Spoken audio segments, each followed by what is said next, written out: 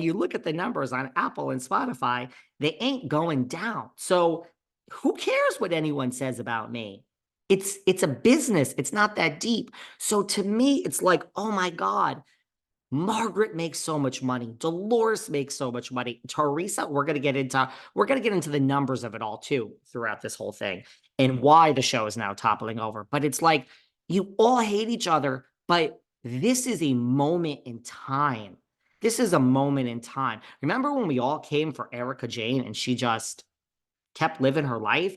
Now we're over that. The girl hasn't missed a beat and she's made how many more dollars? It's like, God, you're all going to ruin it for each other and yourselves. And when that, you might not think you care, but when that 2 million, 1,800,000, then that check from Bravo goes away, you're all ruining it for each other. We're going to get into that, who's going to be okay and who's not going to be okay. But we're not going to get into that here. That will have to be on Patreon because this is just a quick hit. But Margaret's doing the interview saying it's not sustainable. Dolores has said it. Melissa said it. And Teresa's not helping matters either because she keeps saying, I'll never speak to Melissa again. And it's like, girl, like, I know Teresa thinks that she's the queen and this is it. And she's going to go on and it's going to be a show without Melissa. And we're going to get into that. I'm not, I gotta, you're going to be shocked at what I think is going to happen to this franchise.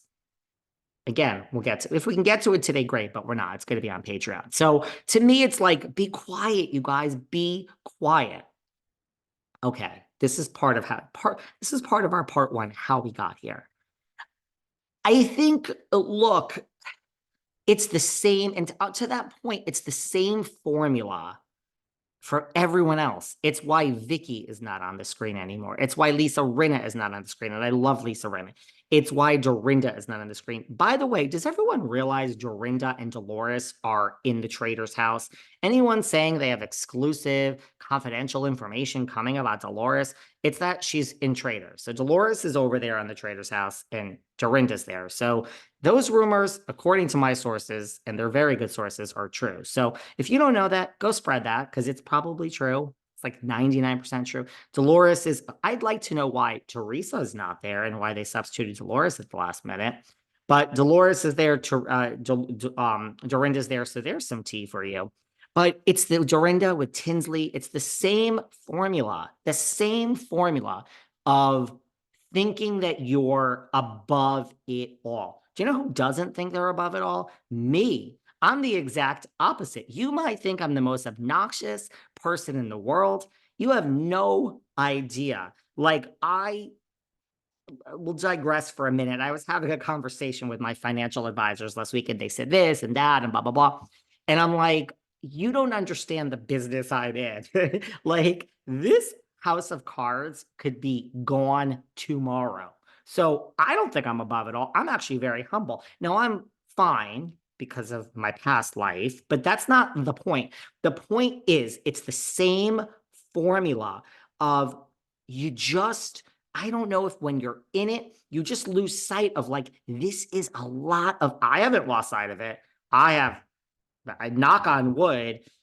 Thank you all for listening. But they're losing sight of like, this is a lot of money and it's not going to last forever. Nothing lasts forever. So you're all in this together and you all hate each other. But do you want the money to go away? Because that's what's going to happen now here. We're going to get into that when we get to point 6. So it's the same formula of Rinna, Dorinda, and Vicky. When you just get there and you just lose sight of it and you think you're Nene and you think you're bigger than the show, you're not. And it's like, that's when it's time to make a change. So it's sad. It's sad. It is sad. I think they also lose sight of what the audience thinks and wants. And by the way, I'm not being negative here today. This is now, I mean, look, Bravo's had a great 20-year run. You look at MTV, when did The Real World premiere? And then we had My Sweet 16, and then we had The Hills and Laguna Beach, and then the era of Jersey Shore. I mean, MTV is doing it right because they're like 40 years in over here. So Bravo, you got something to learn. But look, you had a great 18-year run, right? You had a great 18-year run.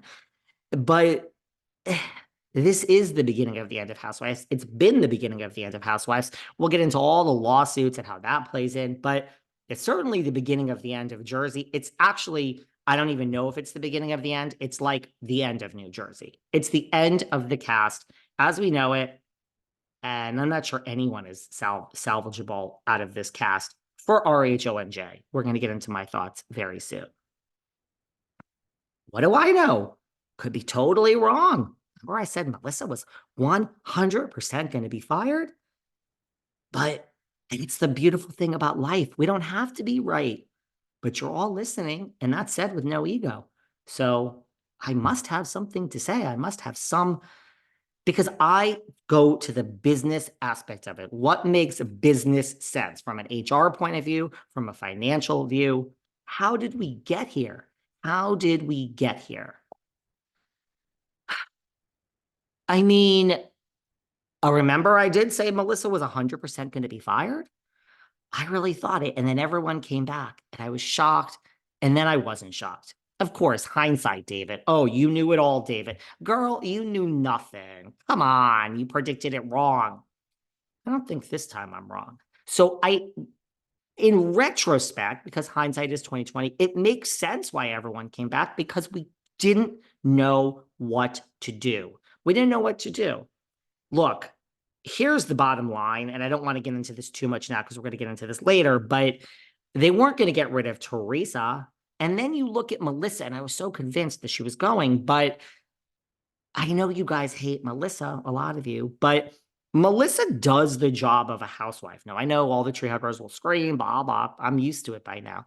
Someone, like the other day, I heard something where Tamara was saying, like, oh, she was scared of the Jersey audience. It's like, girl, am I the only one that doesn't care what happens online with all the comments and what people say?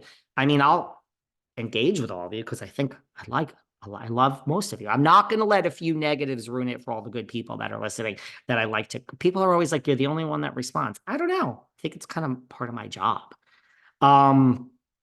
So I don't even know. So I understand why everyone came back because what else would we have done? If we didn't have Melissa this season, would it really be better? I mean, I'm sure you're all going to say, yes, David, it would have been better. But I mean, then we wouldn't have had Margaret. Okay, maybe it would have been better. But I truly understand why everyone came back. It's a short season, 13 episodes. Let's just let them figure this out. We haven't even touched on the bloggers behind the scenes. Let's just let them figure it out. And so that's kind of how we got there. I was shocked, but here we are. They didn't know what else to do. So here we are. You know, I do think if you look at it, it's a bigger issue of Housewives because we waited how long? Almost a year to recast Atlanta. 9 months. So now we have Portia, and this might play into effect. Everyone's quoting New York and when there was no reunion. So we're going to talk about that. But Atlanta is a very interesting formula too. I'm curious as to how